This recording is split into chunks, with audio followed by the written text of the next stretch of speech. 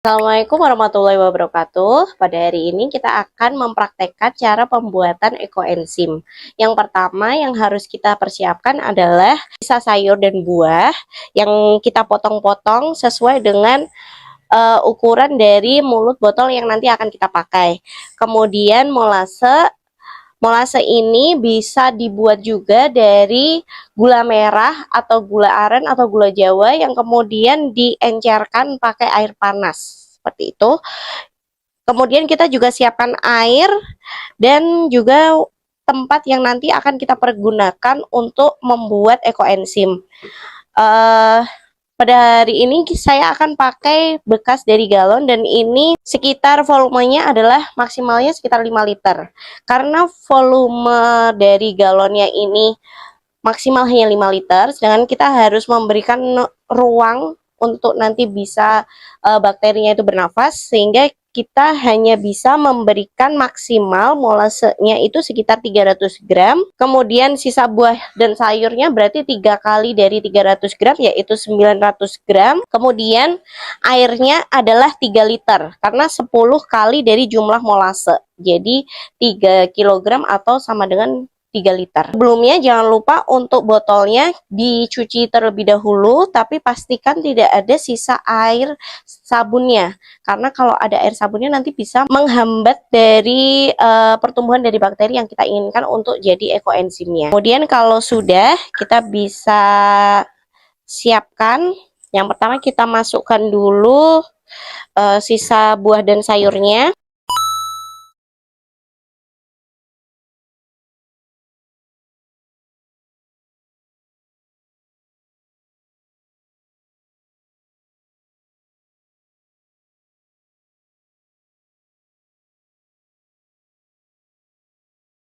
Ya, usahakan untuk pakai tempat yang dia tutupnya berulir. Karena kalau misalnya seperti stoples itu nanti sulit untuk menjaga kerapatannya. Kita pakai yang tutupnya berulir karena ini galon jadi agak kecil. Jadi pastikan untuk memotong sisa buah dan sayurnya itu bisa masuk dengan mudah.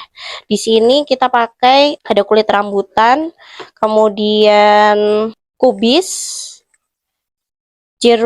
kulit jeruk, kulit lemon, dan juga blewah.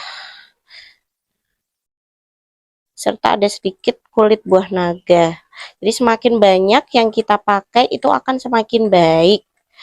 Akan semakin beragam pula nutrisi untuk mikroorganisme yang nanti akan tumbuh. Dan juga jangan pakai sisa buah dan sayur yang sudah diproses ya. Jadi kalau yang sudah direbus atau digoreng atau dimasak itu tidak boleh. Jadi yang belum proses pemasakan. Dan juga pastikan jangan ada kotoran atau sisa-sisa minyak karena itu nanti akan menghambat dari mikroorganismenya. Kemudian apabila Bapak Ibu punya sisa mungkin sedikit-sedikit terlebih dahulu sisa buah dan sayurnya itu bisa dimasukkan secara perlahan juga. Jadi kita siapkan dulu aja air gulanya, kemudian kita bisa masukkan sisa buah dan sayur itu kita cicil selama maksimal 2 minggu. Jadi misalnya hari pertama hanya kita cuma punya 100 gram, berarti kita masukkan dulu 100 gram, terus kurangnya misalnya masih 800 gram ya, berarti besoknya lagi kita masukin lagi berapa, kayak gitu. Yang penting gramnya nanti harus pas, jadi dicatat aja hari pertama berapa gram, kemudian hari kedua berapa gram, kayak gitu. Itu bisa dilakukan dicicil sampai 2 minggu. Kemudian nanti waktu pembuatannya berarti dari 2 minggu sudah selesai memasukkan semua bagian sisa sayur dan buahnya, baru dihitung 3 bulan sesudah itu sebagai tanggal panennya.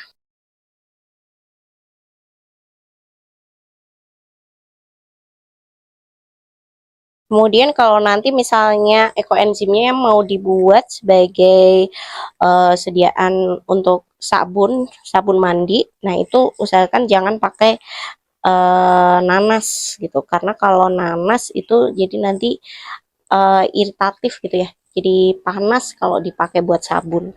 Jadi kita pilih aja yang lain. Kemudian juga jangan pakai buah-buahan yang berlemak seperti alpukat atau durian, itu tuh nggak bisa.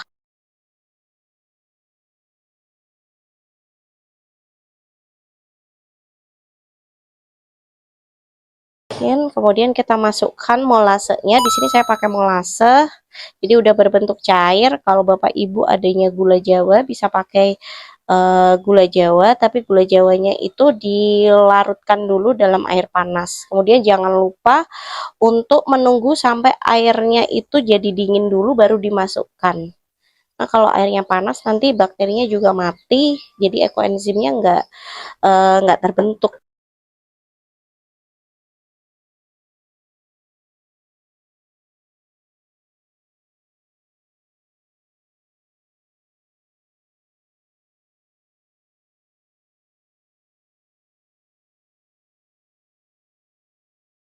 Molase ini adalah sisa tetes tebu ya.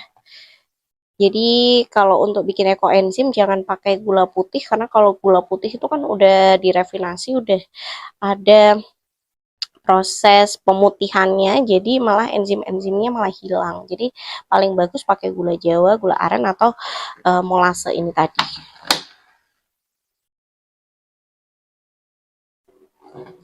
Ini sambil kita masukkan juga airnya.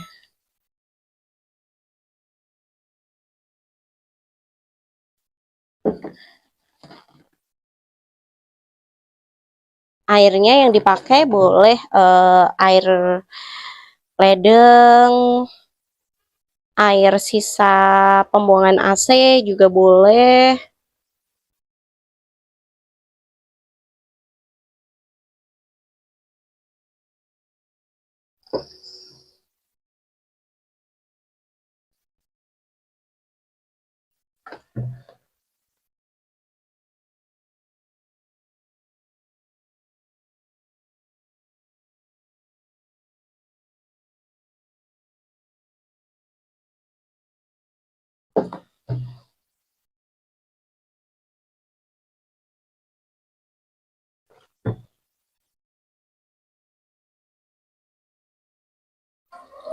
Kita masukkan semuanya airnya 10 bagian ya. 10 kali jumlah molasenya.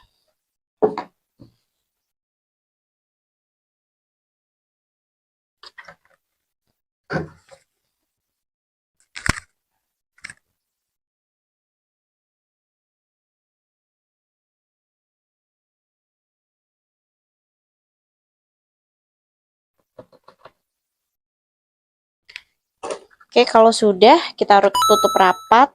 Kemudian jangan lupa untuk digojok ya, supaya merata campuran air dan molasenya terutama.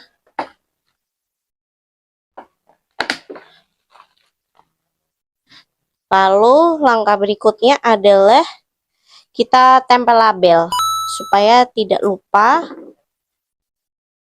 isinya apa, kemudian tanggal berapa pembuatannya, dan juga campuran sayur dan buahnya apa saja.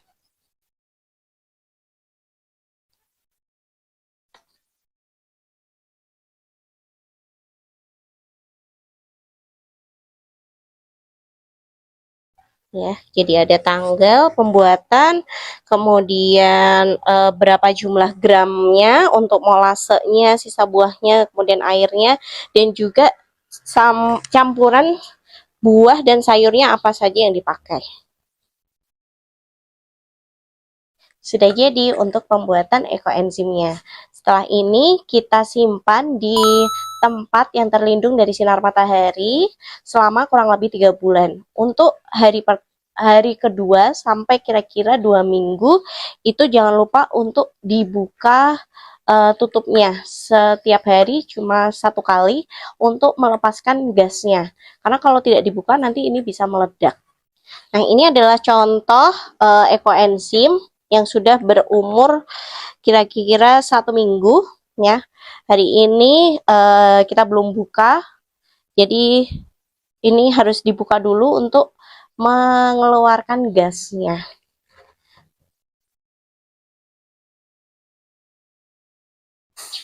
Nah, nanti ada suara kayak kalau kita buka minuman bersoda ya, terus kemudian ada gelembungnya seperti ini. Makanya tadi galon atau tempat yang untuk membuat ekoenzim itu nggak boleh kalau terlalu penuh, karena harus ada rongga udaranya, karena nanti hasilnya akan uh, mengeluarkan gas. Dan juga jangan pilih tempat yang dari kaca, karena nanti juga akan meledak. Jadi paling ideal adalah dari plastik dan juga yang tutupnya berulir. Boleh galon atau jerigen seperti itu, atau mungkin toples tapi yang tutupnya berulir. Nah, ini kita kalau sudah dibuka bisa ditutup lagi, kemudian kita simpan lagi di tempat yang terlindung dari sinar matahari. Ini kita lakukan sampai 2 minggu. 2 minggu pertama, sesudah itu tidak perlu dibuka tutup lagi tutupnya. Kita biarkan saja sampai nanti waktu panennya. Demikian proses pembuatan ekoenzim. Semoga bermanfaat. Terima kasih. Wassalamualaikum warahmatullahi wabarakatuh.